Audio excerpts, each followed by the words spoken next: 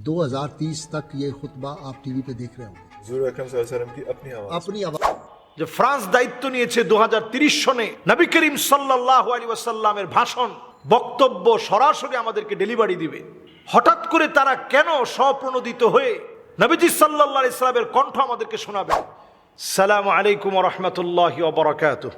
একজন ভাই প্রশ্ন করেছেন যে শায়েখ, আমরা শুনতে পাচ্ছি 2030 সনে ফ্রান্সের একটি কোম্পানি নবীজি সাল্লাল্লাহু আলাইহি ওয়াসাল্লামের বক্তব্য হুবহু শোনাবে।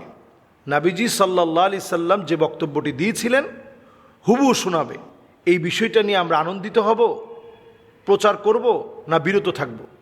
খুবই গুরুত্বপূর্ণ এই বিষয়টি, আমাদের জানা প্রয়োজন।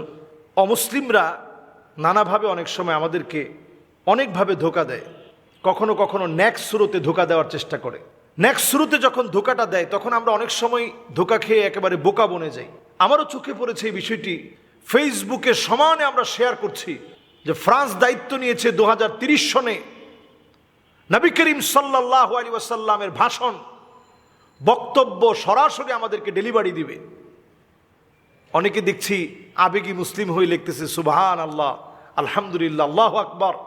নবীজির বক্তব্য, নবীজির ভাষা আমরা শুনবো, হুবহু নবীজির জবান থেকে কথাগুলো যেন আমরা শুনছি।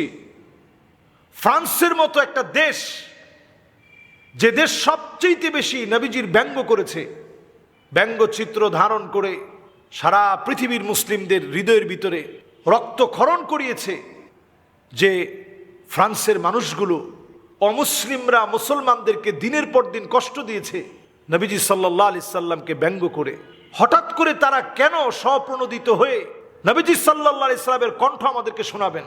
ফ্রান্সের ওই কোম্পানির দাবি হচ্ছে আমরা যে কথাগুলো বলে থাকি বাতাসের মধ্যে সেই কথাগুলো থেকে যায়।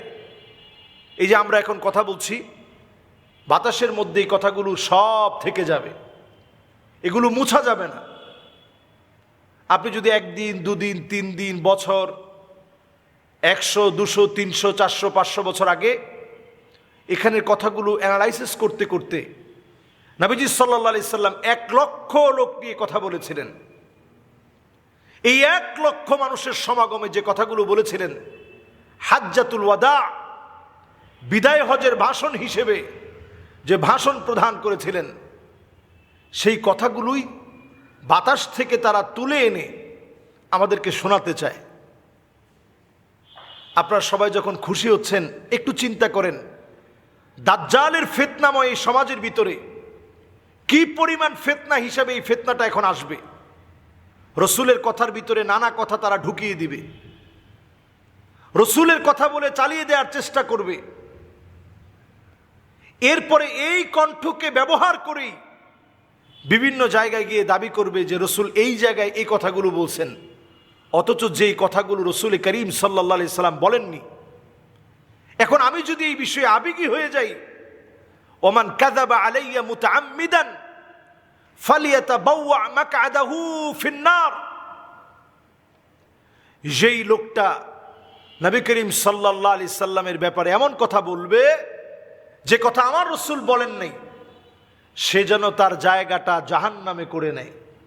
মাআযাল্লাহ। এই জন্য আল্লাহর কাছে পানাহ চাইতে শিখেন। কিছু একটা শুনলেই যাচাই বাছাই করা ছাড়া ওই সংবাদ প্রচার করা, এটা মিথ্যুকদের কাজ। কাফা বিল মারই কাযিবান আই ইউহাদ্দিসা বিকুল্লি মা সামিআ, যা শুনবেন তাই প্রচার করবেন না, আগে যাচাই বাছাই করেন। সারা ওয়ার্ল্ডই দেখছে এখন এই ভিডিওটা নিয়ে খুব তোলপাড় করতেছে যে আমাদের রসুলের কণ্ঠ শুনবো। একটু চিন্তা করে দেখেন, প্রযুক্তির দিক থেকে সবচেয়ে যারা এগিয়ে তারা হচ্ছে ইহুদিরা। তাহলে কেন তারা মূসা আলাইহিস সালামের কণ্ঠটা বের করে নাই?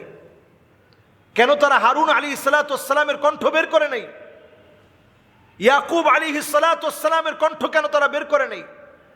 দাউদ আলাইহিস সালামের কণ্ঠ কেন তারা বের করে নাই? এমনকি খ্রিস্টানরা কেন ঈসা আলাইহিস সালামের কণ্ঠ বের করছে না? সব বাদ দিয়ে হঠাৎ করে তারা রসুল করিম সাল্লাল্লাহু আলাইহি সাল্লামের কণ্ঠ বের করবে। যারা প্রতিনিয়ত আমার রসুলকে নিয়ে ব্যঙ্গ করে, আমার রসুলের সম্মান কিভাবে কমাতে পারবে এই চেষ্টায় লিপ্ত। এই মানুষগুলো রসুলের কণ্ঠ 2030 সনে সারা পৃথিবীর মানুষের সামনে রসুলের কণ্ঠের এই ভাষণ, হুবহু ভাষণ তারা সাউন্ড আকারে গোটা পৃথিবীর মানুষের সামনে পেশ করবে। এরা বাণিজ্যিকভাবে ফায়দা নেওয়ার পাশাপাশি ওরিয়েন্টালিস্ট হওয়ার কারণে নানাভাবে মুসলমানদের ক্ষতি করবে, ইসলামের ক্ষতি করবে। এজন্য এখন থেকে আমাদের সজাগ সচেতন হতে হবে। কোনোভাবেই তাদের এই জাতীয় কর্মকাণ্ডের প্রচারক হওয়া যাবে না, বরং সচেতনতা বৃদ্ধি করে আজকের এই ভিডিও ছড়িয়ে দিয়ে আমাদেরকে সজাগ করতে হবে। কোনোভাবেই তারা মুসলমানদের বন্ধু হতে পারে না, তারা আমাদের পক্ষে কোনো কাজ করবে না। এই জাতীয় ভিডিওর সাথে আমাদের ইসলামের কোনো সম্পর্ক নাই, এগুলো আমাদের জন্য নয়, বরং তারা এই ফিতনা, দাজ্জালের ফিতনা দিয়ে আমাদেরকে ধ্বংস করার চেষ্টা করবে। আল্লাহ আমাদেরকে বোঝার তৌফিক দান করুক। আসসালামু আলাইকুম ওয়া রাহমাতুল্লাহি ওয়া বারাকাতুহু।